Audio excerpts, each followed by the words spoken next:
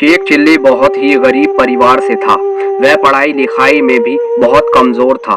अगर वो किसी चीज में माहिर था तो वो था दिन भर बस खेल कूद करना। अपना सारा समय वह मोहल्ले के लड़कों के साथ कंचे खेलने में बिता देता था। इसी तरह उसका पूरा बचपन बीत गया। धीरे धीरे वह बड़ा होता चला गया, लेकिन उसकी आदतें नहीं बदली। शेख चिल्ली की इस आदत से उसकी माँ बहुत परेशान थी। वह चाहती थी शेख चिल्ली अब बड़ा हो गया है तो उसे कुछ काम धंधा करना चाहिए ताकि घर की हालत सुधर सके। एक दिन उसने शेख चिल्ली को बुलाया और खूब डांट लगाते हुए कहा, अब तक तू दिन भर ऐसे ही मोहल्ले के आवारा लड़कों के साथ कंचे खेलेगा। अब तो तू बड़ा हो गया है और हट्टा खट्टा भी है, तो तू कोई नौकरी क्यों नहीं करता है? कब तक ऐसे घर बैठे बैठे मुफ्त की रोटी खाएगा? माँ की बात सुनकर शेख चिल्ली ने कुछ भी नहीं कहा।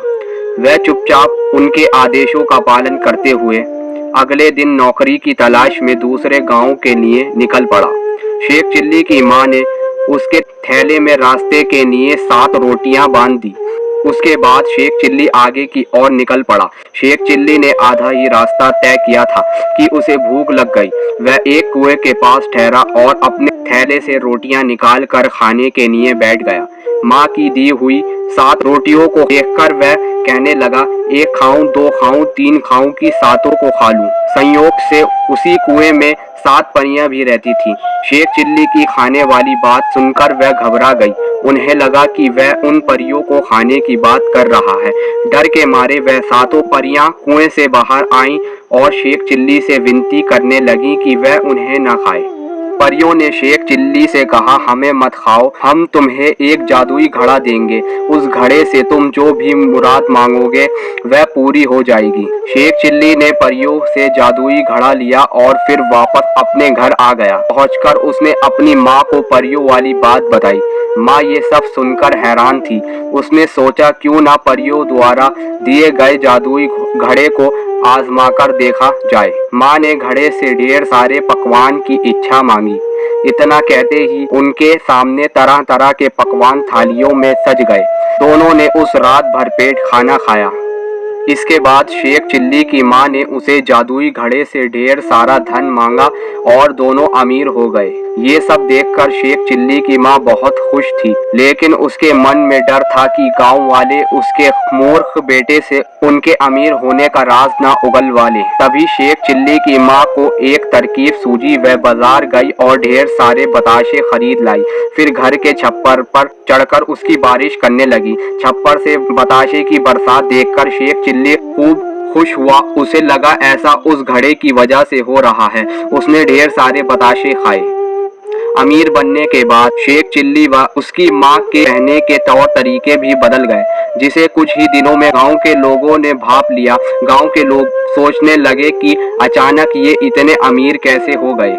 गांव के कुछ लोग शेख चिल्ली की माँ के पास गए और पूछने लगे, आखिर उन लोगों के पास इतना सारा धन कहाँ से आया। गांव वाले की बात सुनकर शेख चिल्ली की माँ ने कुछ नहीं बताया, तो उन्होंने सोचा कि चलो सीधा मूर्ख शेख चिल्ली से ही पूछ लिया जाए।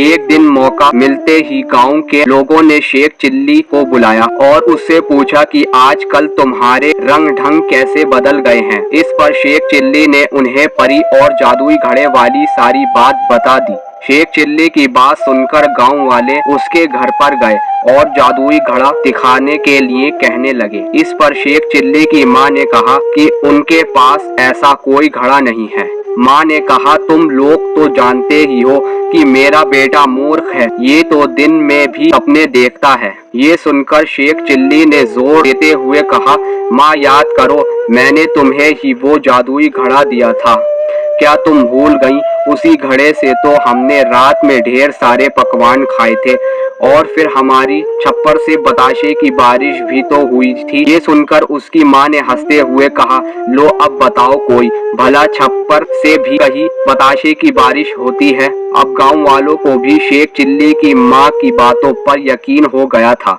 उन्होंने मान लिया कि शेख चिल्ली ने कोई सपना देखा होगा और उन्हें कोई मनगढ़ंत कहानी सुना रहा होगा और सभी अपने अपने घर वापस चले गए। कहानी से सीख, मूर्ख लोगों की सच बात पर भी कोई यकीन नहीं करता है।